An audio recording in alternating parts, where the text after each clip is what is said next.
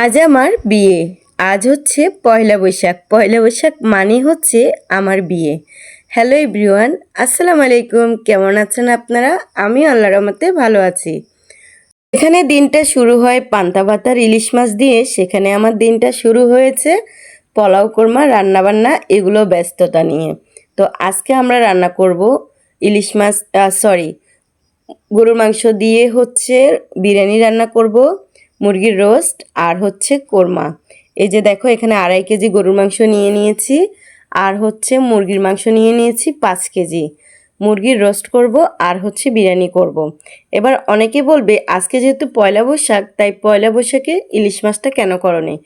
আসলে ইলিশ মাছটা আমরা পাইনি, অনেক খুঁজেছিলাম, ইলিশ মাছ পাইনি, তাই আর ইলিশ মাছটা করা হয়নি। এই যে দেখো, এখানে হচ্ছে প্রেসার কুকারে আমি সব কিছু দিয়ে মাংসটা সিদ্ধ বসিয়ে দিয়েছি আর এদিকে হচ্ছে চিকেনগুলোকে ফ্রাই করে নিচ্ছি। তো চিকেনগুলো ফ্রাই করার জন্য আমি শুধুমাত্র লবণ আর হলুদ দিয়েছি আর এখানে হচ্ছে বিরিয়ানির 2টো প্যাকেট দিয়েছি, আদা রসুন বাটা, পেঁয়াজ বাটা আর হচ্ছে গরম মশলা বাটা, তেল লবণ দিয়ে গরুর মাংসটাকে প্রেসার কুকারে দিয়ে সিদ্ধ বসিয়ে দিয়েছি। আর এখানে দেখো, আমি হচ্ছে ডেজার্ট আইটেম বানানোর জন্য দুধ আর সাবুদানাটাকে আগে সিদ্ধ করে ফ্রিজে রেখে দিচ্ছি গরম করে। আর 2 কেজি পোলাও চাল ধুয়ে নিচ্ছি। এখানে মুরগির মাংসগুলোকে ভালো করে লাল লাল করে ফ্রাই করে নিচ্ছি। এই যে দেখো, অনেকে হচ্ছে একটু হালকা ফ্রাই করে রোস্ট করে, সেরকমটা না আমার ভালো লাগে না, তাই আমি একটু লাল লাল করে ফ্রাই করছি। আর যাদেরকে দাওয়াত দিয়েছি তারাও কিন্তু লাল লাল ছাড়া খেতে চায় না।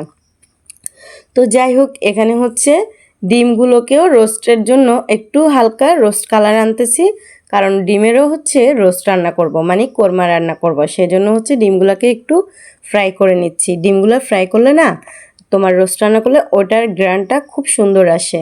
যাই হোক, এখানে হচ্ছে ডিমগুলো আমার ফ্রাই করা হয়ে গেছে। ডিমগুলো ফ্রাই করে একে একে নিয়ে নিচ্ছি আর এখানে বড় একটা পাতিল বসিয়ে দিয়েছি, যেটাতে আমি বিরিয়ানি রান্না করব। প্রথমে বিরিয়ানির চাউলগুলোকে খুব সুন্দরভাবে আমি হচ্ছে লাল লাল করে ভেজে নিচ্ছি। এদিকে দেখো, আমার ডিমের কোরমাটা হয়ে গেছে। আমি অল্প একটু ঘি দিয়ে এগুলোকে হালকা লাড়িয়ে চাড়িয়ে নামিয়ে নিচ্ছি। আর এখানে পোলাও চালটাকে অনেকক্ষণ ধরে হচ্ছে আমি একদম লাল লাল করে ভাজা ভাজা করছি।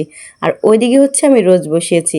এত বড় একটা হাঁড়ির পাশে একটা ছোট মনে হচ্ছে মিনি কড়াই বসিয়ে দিয়েছি। আসলে কিন্তু না, কড়াইটা ভীষণ বড়, কিন্তু যেহেতু পাতিল বড় তাই কড়াইটা খুব ছোট লাগছে।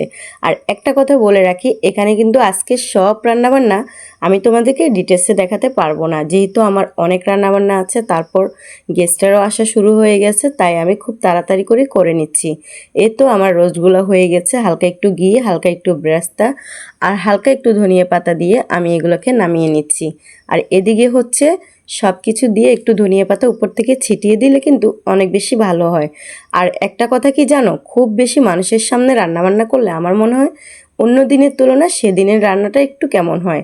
যাই হোক, এই যে দেখো, আজকে আমার হচ্ছে বিরিয়ানিটা হয়ে গেছে। ধনিয়া পাতা দিয়ে ভালো করে উল্টেই পাল্টে লাড়িয়ে চাড়িয়ে দিচ্ছি, কারণ একটু ভালো করে লাড়িয়ে না দিলে কিছুটা কাঁচা কিছুটা পাকা থেকে যাবে। আর আমার কাছে মনে হয় সবথেকে ইজি রান্না হচ্ছে রোস্ট কিংবা পোলাও কিংবা হচ্ছে সাদা বিরিয়ানি, কারণ এগুলো দেওয়ার সাথে সাথেই হয়ে যায়।